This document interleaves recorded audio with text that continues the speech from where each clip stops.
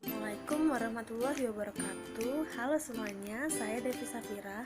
Di video kali ini saya akan menjelaskan materi tentang fluida dinamis. Apa sih pengertian dari fluida dinamis?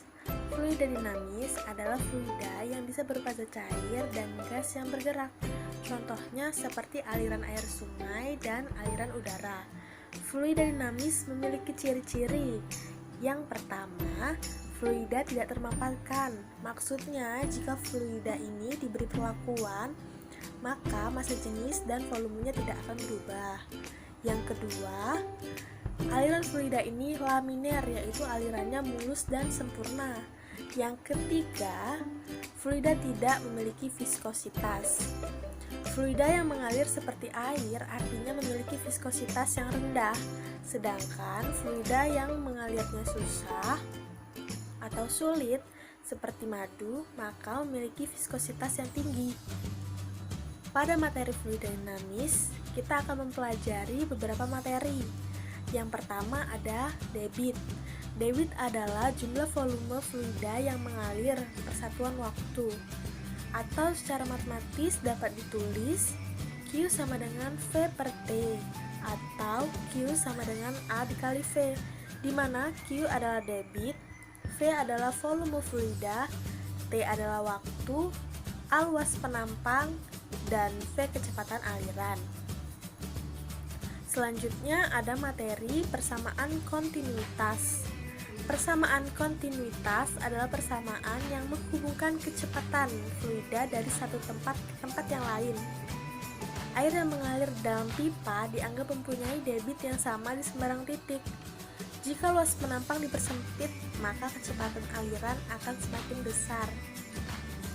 Secara sistematis dapat ditulis A1 dikali V1 sama dengan A2 dikali V2. Jadi, saat luas permukaan besar, maka kecepatannya akan kecil. Tapi sebaliknya, jika luas permukaannya kecil, maka kecepatannya akan besar, sehingga hasilnya akan bernilai sama. Nilai disebut dengan persamaan kontinuitas.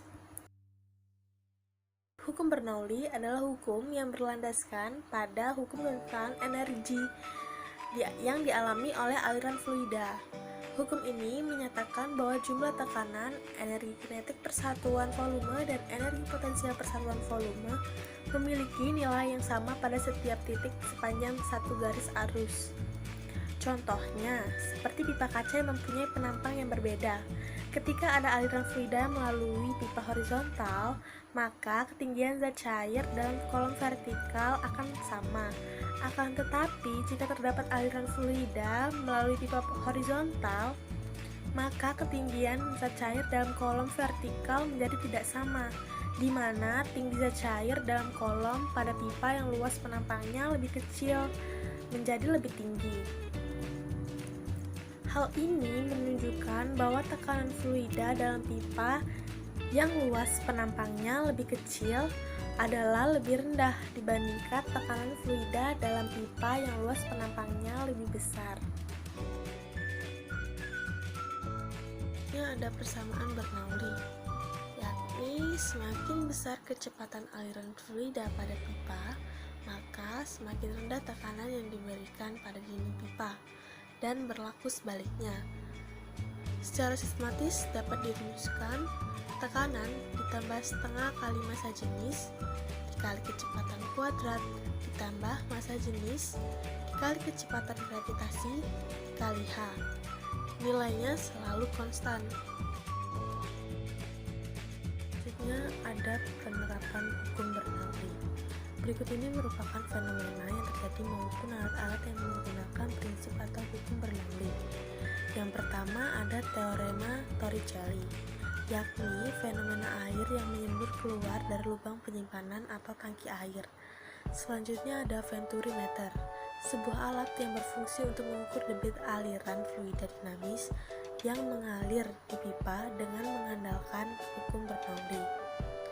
Selanjutnya ada tabung pitot, sebuah alat yang berfungsi untuk mengukur kelajuan aliran fluida dengan cara mengukur perbedaan tekanan aliran dengan tekanan statisnya. Terakhir, sayap pesawat terbang. Saat pesawat melaju, aliran fluida akan melewati sayap pesawat. Aliran udara yang melewati bagian atas melintas lebih jauh dibandingkan aliran udara yang melewati bagian bawah. Perbedaan kecepatan ini menimbulkan perbedaan tekanan, di mana tekanan di sayap bagian atas akan lebih rendah dibandingkan tekanan pada sayap bagian bawah.